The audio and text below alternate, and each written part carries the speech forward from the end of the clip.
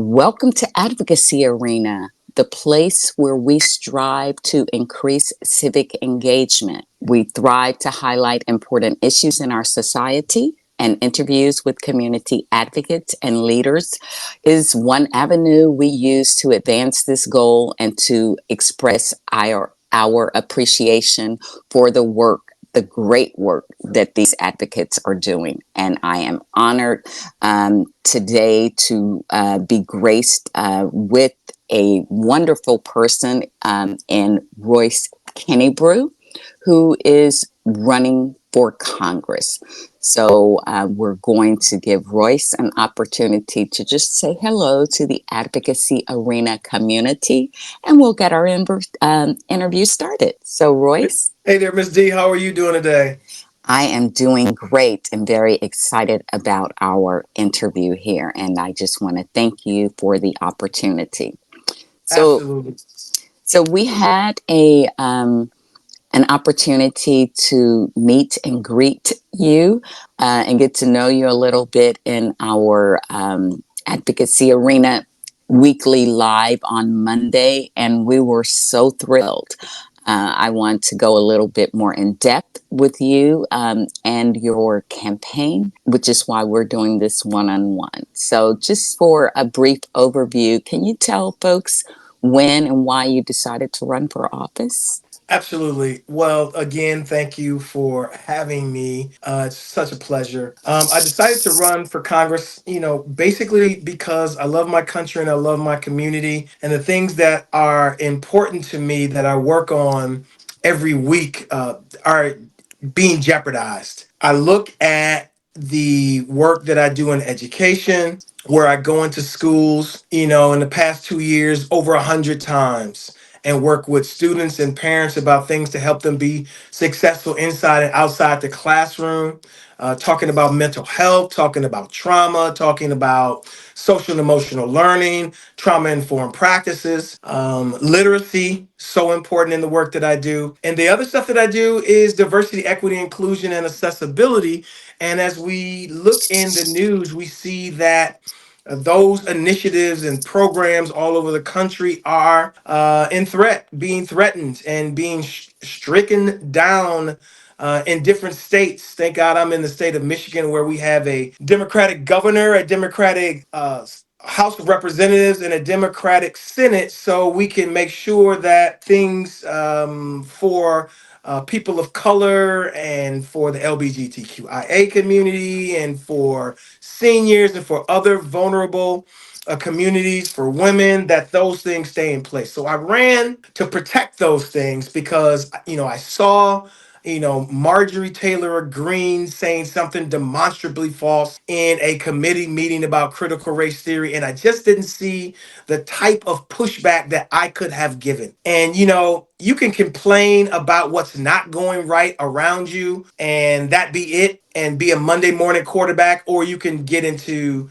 the mix and, as John Lewis would say, get in good trouble. And Mm-hmm. then, I saw a video that was posted by Congresswoman Rashida Tlaib in this area, that said that almost like an ultimatum to the president, like his foreign policy had to change or they would not support him in 2024. The exact words were like, "Don't expect support from us in 2024." And I found that really troubling, not because her issue that is important to her isn't something that's important to me or others, but that she would jeopardize her constituents' concerns for her personal advocacy. And I'm not, in any way upset with her for her advocacy. She has the First Amendment right to say what she wants to say. That's what makes America so great. But when you do that, you have to say, if you're going to start a movement that says don't vote for the Democratic president, and the person that is running against him is a threat to democracy, who is shows tendencies of fascism and authoritarianism, who is reported to to have on his nightstand on occasion different speeches by Adolf Hitler and things of that nature, then, being against our only defense against Donald Trump is very problematic for the communities that I represent and work in a daily and weekly basis. All right. So that tells us, tell us, you've spoken about her, but what district are you running for Congress in? hmm It is Michigan's 12th congressional district. It is part of Detroit, part of Dearborn. You have Berkeley, Franklin, Southfield, Dearborn, Garden City, Livonia, Redford, Westland, and I think that's all the communities in there. Yep. Okay. So you talked about your vast experience in Excuse the, me, and Inkster. Don't want to oh, forget the people of Inkster. no, don't leave them out. You need them. You need those votes Absolutely, I over need there. them. So, you alluded to this in, your previous answer, but tell the folks who may not really know about your professional experience that basically qualifies you to hold this position. Absolutely. Well, the first thing, Miss D, is that I believe that a public servant should have some contact with the public. I mean, there are so many people that run for office that are in office right now that seem hands off in regards to the public. And like since the pandemic, I have been inside of Detroit public schools and other community schools over 100 times. We're getting close to 150 times, and I work directly with students. I go into classroom with students. I go into meeting rooms with parents and talk to them about strategies that they can employ to help them be successful. For the students inside the classroom, for parents, many people bemoan the what parents do with their children. They say it starts at home. But one of the things I like to discuss and tell people is that if you are going to blame parents for their parenting, then you got to make sure that they have the skills to parent. And so those are the things that I do inside of the school. So I work directly with those people. And then when you do that, you see what are their needs. A congressperson, when he is looking for resources for his district, he needs to know, or she needs to know, what are the issues on the ground that his constituents or her constituents are dealing with every day. And that's one of the things that makes me very qualified.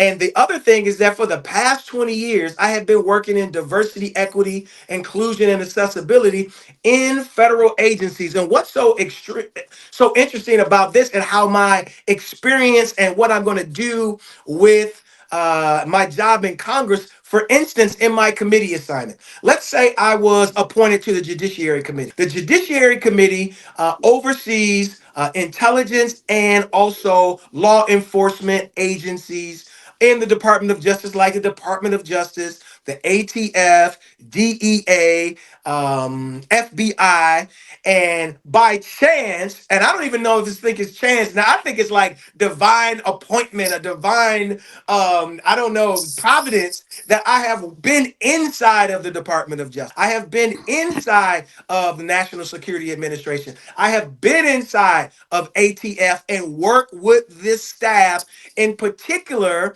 with things relating to diversity, equity, inclusion, and accessibility. And I think I am the right person for the right time because I know the agencies, I know the people, I know diversity, equity, inclusion, and accessibility, as well as I worked over 10 years and I'm still doing it. Didn't do it last summer, but every summer working in what's called the National Training Institute for an organization called Blacks in Government. And so these are African American employees of federal agencies that do the people's business. Department of Transportation, Department of the Treasury, ATF, NASA, CIA, all of these different agencies.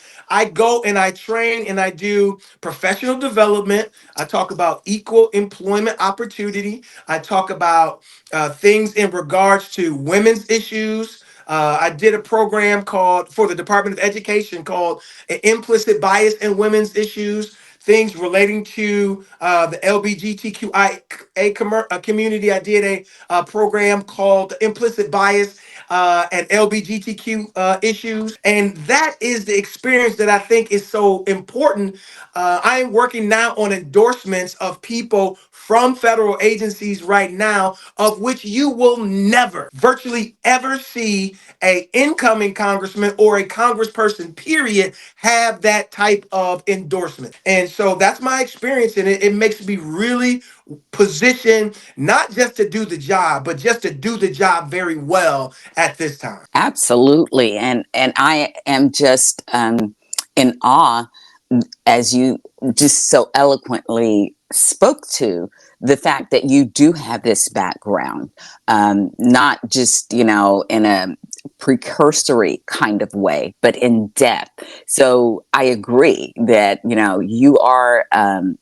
Your experience and everything that you have done, I feel, has led you to this moment where you and people like you are so needed in our legislative body. Mm-hmm. So, what do you see? Like, we're living in a time where there is so much extremism, like locally, nationally, like there's a movement. And in particularly, we all know just from the headlines that we see every day and the bills that are being passed across states in the nation here about, extremist bills and ideology like DEI and SEL. So, Mm-hmm. in particular, in your area, what does that extremism look like? Well, I'm going to tell you, um, a lot of times I like to say that you can call Michigan up south because if you know what I mean? Because if you're not talking Mm-hmm. about the urban areas of Detroit, of Jackson, of Flint, parts of Lansing, Benton Harbor over on the west side, that in Saginaw, that the rest of Michigan looks is very rural, where the sentiments and the ideas and the beliefs of people it's just like those down in Mississippi, Georgia, Alabama, Louisiana, Arkansas, or what have you.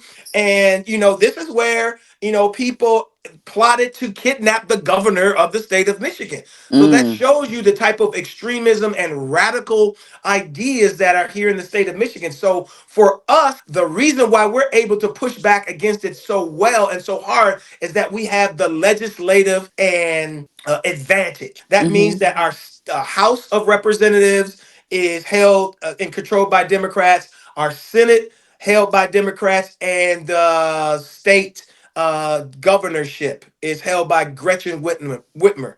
And that has given us the ability to make sure that none of those extremist bills. Now, it's not like they're not thinking it up. Yeah, they thinking it up, but they know they can't get it passed because they're not in control. So my advice, and one of the first, if I can have an action step for the people outside of the state of Michigan, is that you gotta get into the business of electing, of running, of campaigning, and getting people in seats, in particular of those people in the state house and the state senate who are going unopposed. I was struck, like I couldn't believe how many people in a lot of these houses go unopposed. And you have to get some type of legislative foothold, if it's not to get them out of the supermajority, to get them into the majority, and then from the majority to the minority. You got to start somewhere, and that's one of the most important. One of the things,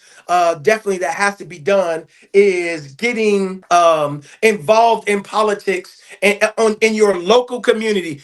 Every job, from dog catcher to the governor, there should be a conscientious person that cares about democracy, who is willing to roll up their sleeves and get involved. And the other thing that we can do, and we can all do this, is we can just tell the truth ad nauseum. Whenever somebody is saying something, spreading misinformation, disinformation, or straight out lies, that we can push back against it with the data, with the research, with common sense, and that will help us. Now, it's not going to it's not going to dismiss and annihilate all of the extremists that are out there, but it can help us in a way so that we can start winning more elections. And if we Mm-hmm. can win more elections, then we can get more control. We only need maybe 3 to 5% in in an election to really drastically change the landscape of cities and counties and states around the country. So telling the truth, because there are some people who consider themselves independents that lean Republican, who are willing to listen to the truth and who are fair-minded people. And so Mm-hmm. those two things are what I think we have to do. Okay. I love it. And you're absolutely right. Ditto to all of that. And I am just, like I said, in awe that you really have a very firm grasp of the understanding about what we're facing and how we address it. And so kudos to you for that. Thank you. Doing a little research, preparing to interview you, I discovered that you had authored a book or two. Can you tell us a little bit about them? I definitely can. Thank you so much for that. The last book was so very important, Ms. D. We were in lockdown 2020, and I'm literally going stir crazy because I go into, over the course of a year, maybe 75 to close to 100 times into different schools. So I'm seeing different people all the time, all over the place. And so I'm stuck in my house like other people, and I'm single, no kids, and I'm in my house. I don't even have a cat, right? And so I'm going bonkers. And I so, bet. right? And some of the videos that I produced during that time, they're out on YouTube, so people can go and check them out. Good. Um, yeah, so I talked to some of my educator friends and some of my superintendent friends and assistant soups, and I asked them.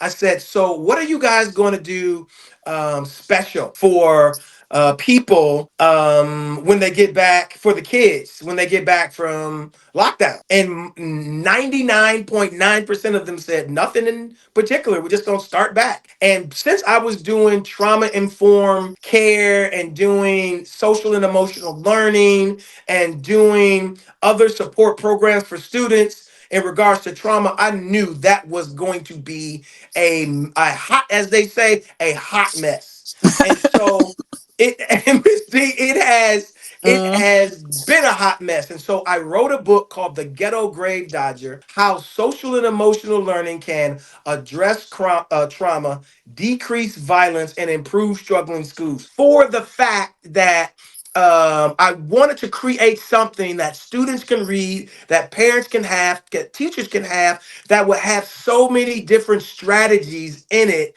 that would help them deal with what I knew was coming. And so it gets published in the summer of 2021. And now, for the years that I have been out of the pandemic, did I know that there was going to be an increase in African American girls committing suicide from 10 to 14 years old, up 51%? No. Did I know that there was going to be a increase in absenteeism and disengagement in schools? No. Did I know that there was going to be a uptick in parent violence against administrators in schools? No. Did I know that there was going to be a decrease in academic performance across reading, math, civics, and social studies? No, I didn't have a hot tub time machine, Miss D, but I knew that that if kids are as malleable as clay, and they are as sensitive and as tender and as absorbing as they're little people. And if we didn't have anything to address what they experience, that not only them, but their parents were going to struggle. And so all of those things just mentioned, I talk about in the book, The Ghetto Grave Dodger. It's available on Amazon, and it is something that I'm very proud of. Schools have been buying it, parents have been buying it. I think I'm going to be giving some away during the campaign, and wonderful. yeah, and it really fits. It really fits, and it helps. Now, the book that's prior to that called Graduate, Moving from Failure in the Hood to Success, Commencement and Beyond, is a sort of a companion to that. But if you're going to buy one book, just buy the latest one, and you could just let that one stay on Jeff Bezos' platform. Awesome. I can't wait to dive into both of them. Yeah. So, in our conversation here and in the interview that we had with you in our live kind of forum on Monday, Hmm. one of these subjects that, comes up over and over again is this assault attack on DEI. And, we know how that connects with Hmm. SEL. And, we're Hmm. throwing a lot of acronyms around here. Hmm. For someone who doesn't know Hmm. what those acronyms stand for, can you briefly tell us what Absolutely. SEL is and DEI and why they are important? Absolutely. Well, first of all, um, and I'll do this at the end. Okay. DEI is stands for diversity, equity, and inclusion.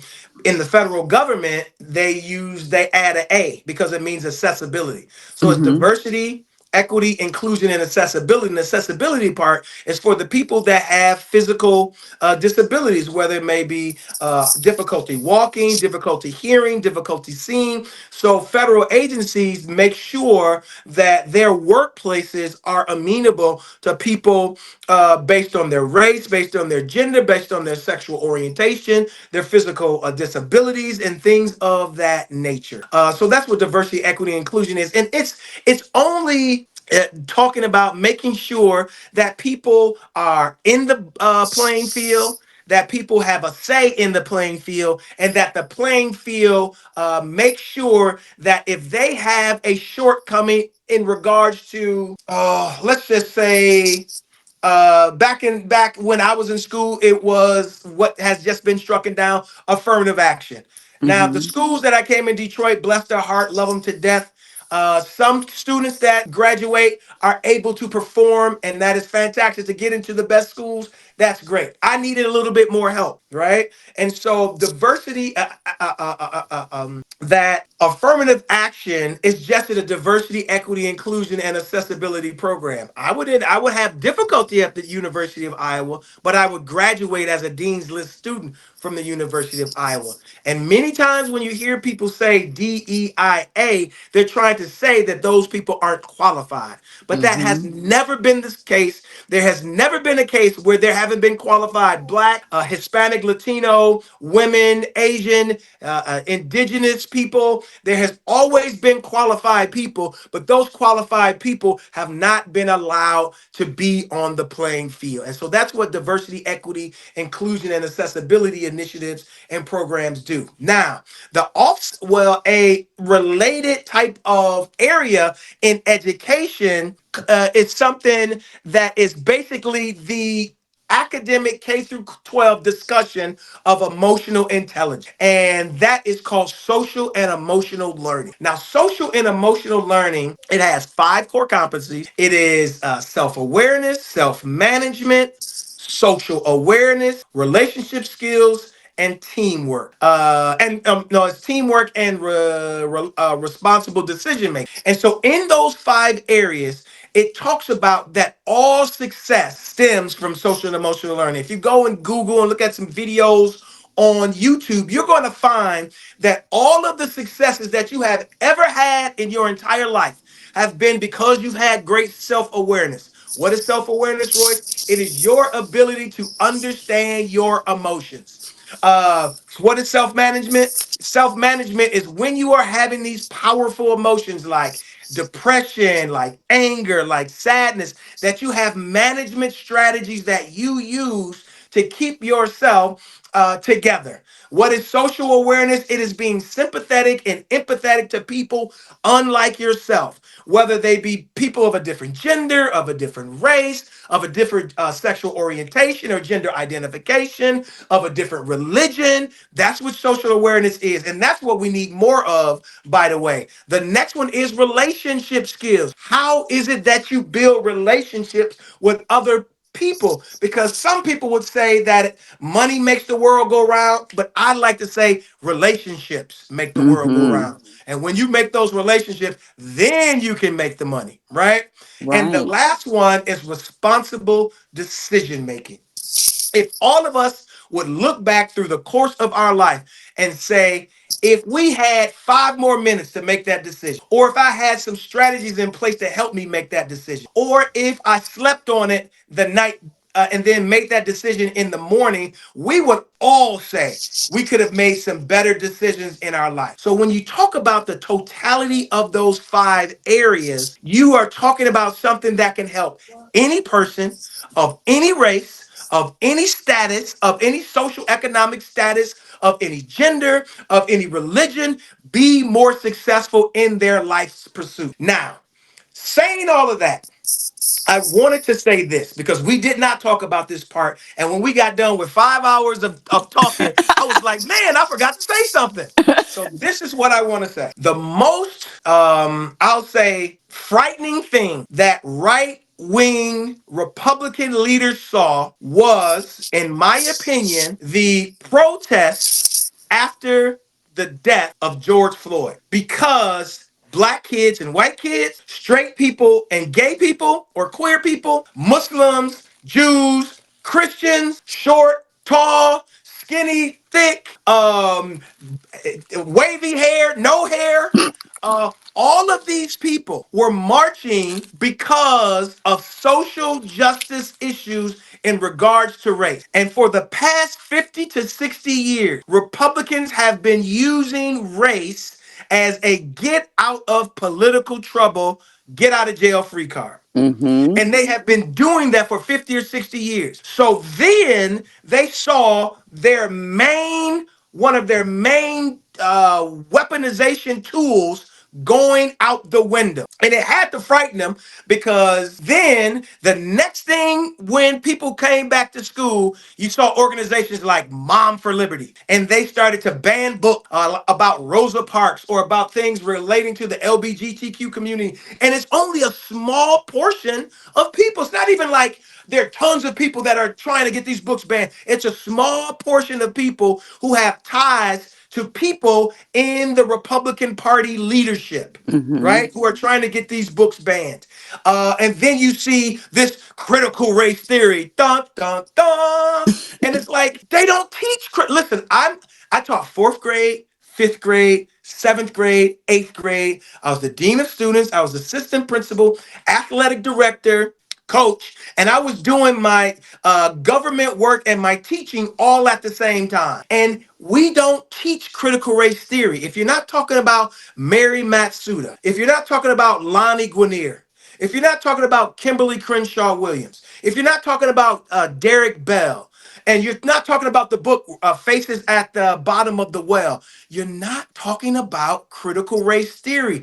Critical race theory is a focused discussion of the impact of the law on race. And Mm-hmm. if you're talking about, for instance, the 13th Amendment's impact on African Americans, that's critical race theory. Or if you're talking about Brown versus Board of Education in Topeka, Kansas, impact on African American, that's critical race theory. If you're talking about the impact of the Dobbs decision outlawing, repealing abortion, and rolling back Wade and Roe versus Wade and its impact on women of color, in particular African American women, that is critical race theory. But when you're talking about traditional Black history in regards to Rosa Parks or Frederick Douglass, or Fannie Lou Hamer or Martin, Malcolm, and Medgar, that is not critical race theory. And so what the right has done is they have taken these myopic, obscure acronyms and terms that no one knows about, infuse them with meaning, and use them against us. For instance, the bridge that went down in recently in Baltimore, Maryland. Mm-hmm. Somebody tweeted about the DEI mayor. Mm-hmm. What in the words of my grandmother, what in the Sam Hill is the DEI mayor, right? Mm-hmm. And so what they're doing is they're using terms like critical race theory, like woke, like DEI, and they are infusing them with negative meaning. And it comes from everybody. If you don't do anything, go and put in the name on YouTube a guy by the name of Lee Atwater. He was a Republican strategist. And what he said is back in the 50s and 60s, you were able to say the N word. And then he says, but you can't say that anymore. Say that anymore. So now you have to say words that are relating to the experiences of minority people, in particular black people. You can't say the N word, but you can't say forced busing. You can't say the N word, but you can't say integration. You can't say the N word, but you can say Black Lives Matter. You can say critical race theory. You can say DEI, and you're going to infuse them with the same meaning and negative connotations of the N word. So instead of when you see the word DEI, take it out, and that's where they want to put the N word. When you see the word critical race theory, that you can take it out, and that's where they want to put the N word. You where you see when they talk negatively about Black Lives Matter, you take that out and put the N word, and that's the negative connotations that they want to have in the minds of the people that are watching those discussions. Amen, brother. You have said a word. I am telling you that is, I think, you hit the nail on the head with all of those things. And I see it as a grave danger to our democracy, the way in which they are using all of these things. Mhm. And something that I'm hearing and everything that you've spoken about, the issues that we're facing, your background, your professional work, um, a thread that runs through it all is mental health.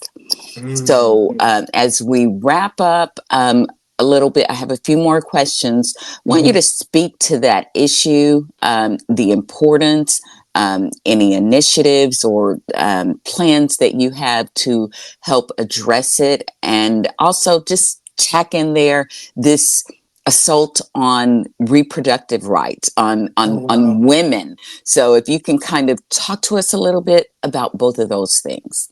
Absolutely. Well, the issue of mental health is one that is close to my heart. It is one that I have a personal attachment and understanding of because my mother developed mental illness when I was in middle school and still suffers from it today. And so I know what it can do to a household, to a person, to children. What it could do to the person that is suffering from it. In our state of Michigan, our Republican governor, John Engler, closed down mental health hospitals. And if you look at the populations of jails and prisons, I think it is upper 30 percentile to middle 40 percentile that people that are in jail and prison have mental health issues that haven't been addressed.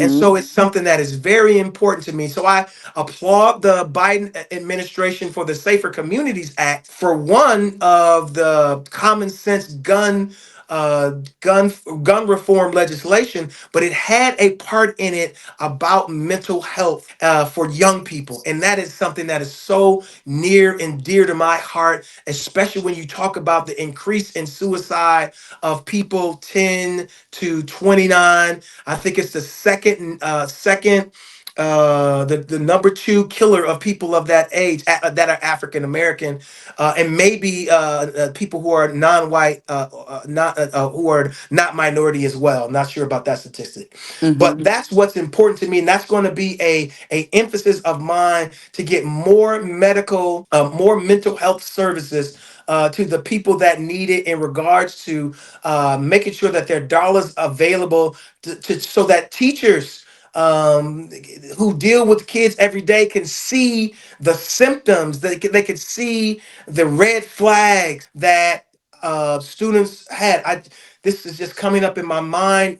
Last week, I was at a school with a woman who was a grandmom from the school. And she was saying that her grandson was giving all of the red flags that said he needed a break, that he needed time out, that he was feeling so much stress. And she was saying how her daughter could not see the signs and did not pay close enough attention and did not act on those attentions of that young man. And that young man went into the car with a handgun and committed suicide. Mm, And that just broke my heart because what it does, it shows that we need training for parents, for students, for educators, more for those people, those social workers, those mental health professionals, so that people can see the signs. So that is definitely something that is very important to me. Now, in regards to women's reproductive health, some of the research that I've done, Miss D, is really tripping me out because in a state where abortion is illegal, a man can still get a vasectomy. mm, Now, the last time I got a discussion on the birds and the bees, you know what I mean, Miss D? So yes.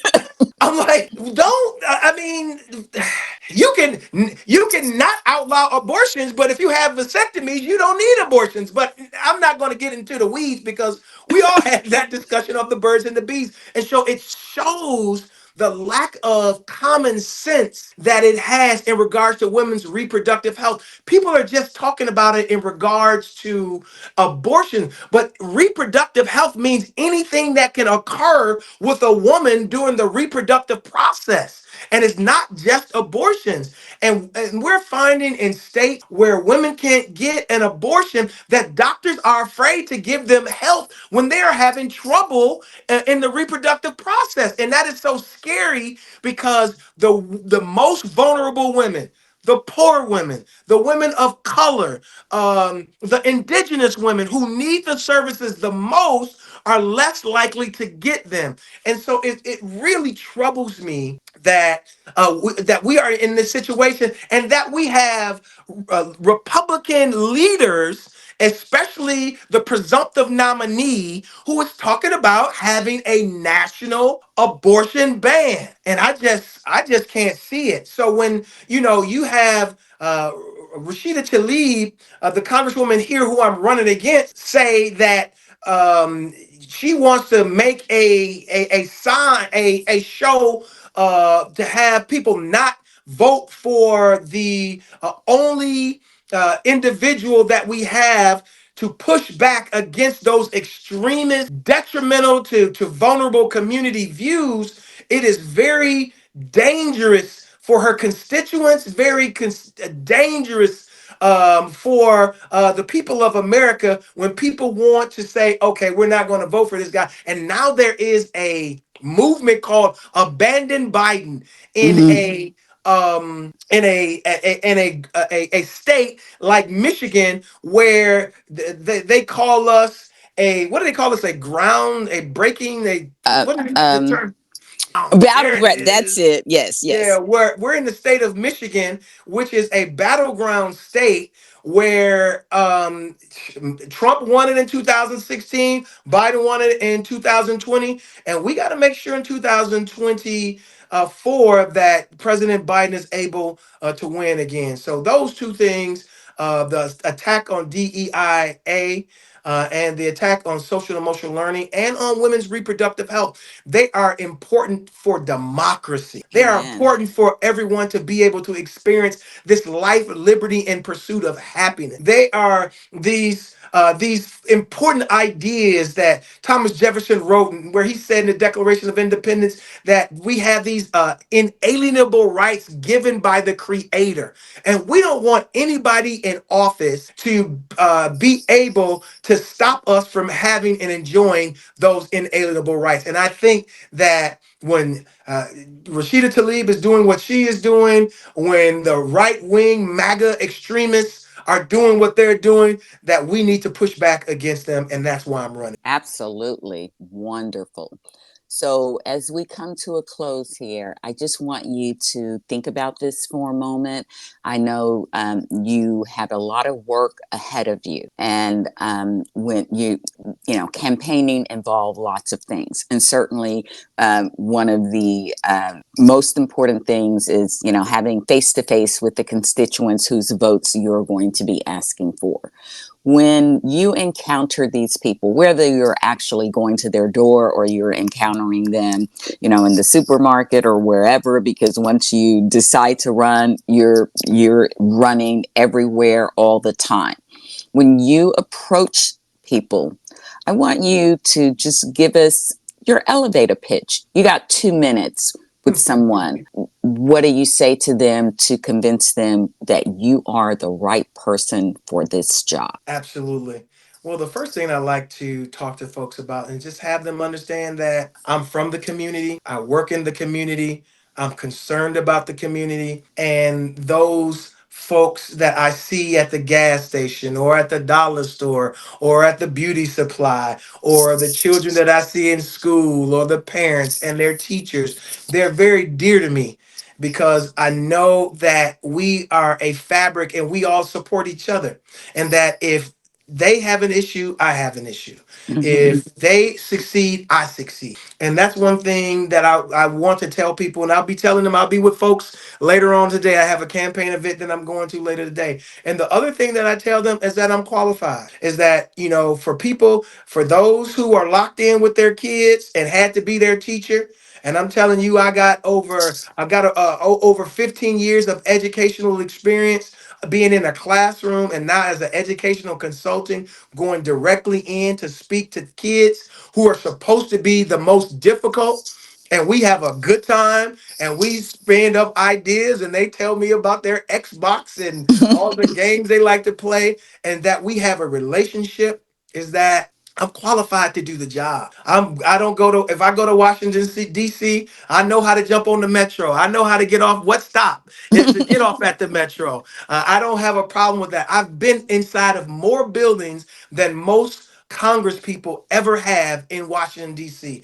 As a matter of fact, the last time I was at Kennedy's NASA Space Center down in Cape Canaveral, I asked the assistant director, I said, so how many times do you see Congress people that are on the space? That are on the space it's called Science, Technology, and Space Committee, and he said, I very rarely see them at all. And I've been down there several times working and visiting.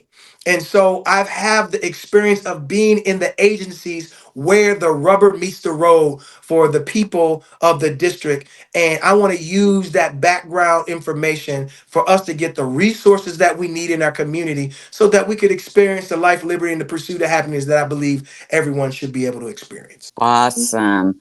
So, as you said, I'm going to let you go here. I know you have some work to do. Running for office is a very difficult job. I want to applaud you for being courageous enough to making that decision. I feel like your community needs you, and I feel like the country needs you. So, with that being said, um, tell us about your next steps in organizing in your campaign, what you need, and where people can find and support you. Absolutely. Thank you so much for that. Well, in the campaign, we're going to be, I am looking, we put our schedule together to get in front of as many people as possible. My belief is this. I don't believe that the Miss Talib has the type of connection with the community that I do. And so my main goal is to get in front of as many people as possible, whether it's in a church, mosque, synagogue, at the backyard barbecue, at the bowling alley, at the water park, at the fish fry. I'm going to be there. And so making sure that I stay in front of people. Online, you could put my name in. Royce Kinniebrew, and you're gonna first of all, you're gonna see my Act Blue. So you can go to Act Blue and donate. We need money. That is so important in campaigns. And that's definitely what I need. And right now, our website is going to be going live this week, and you can find me at Royce, the number four, Congress.com. That's Royce4Congress.com. And you're going to be able to find me there. I'm on all the social media platforms.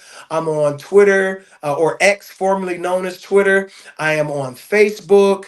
I am getting my Instagram together so that we could use it for the campaign. So that's where people can find me. And I am definitely going to be out there and needing people's help and needing volunteers to help because we are going out to the people.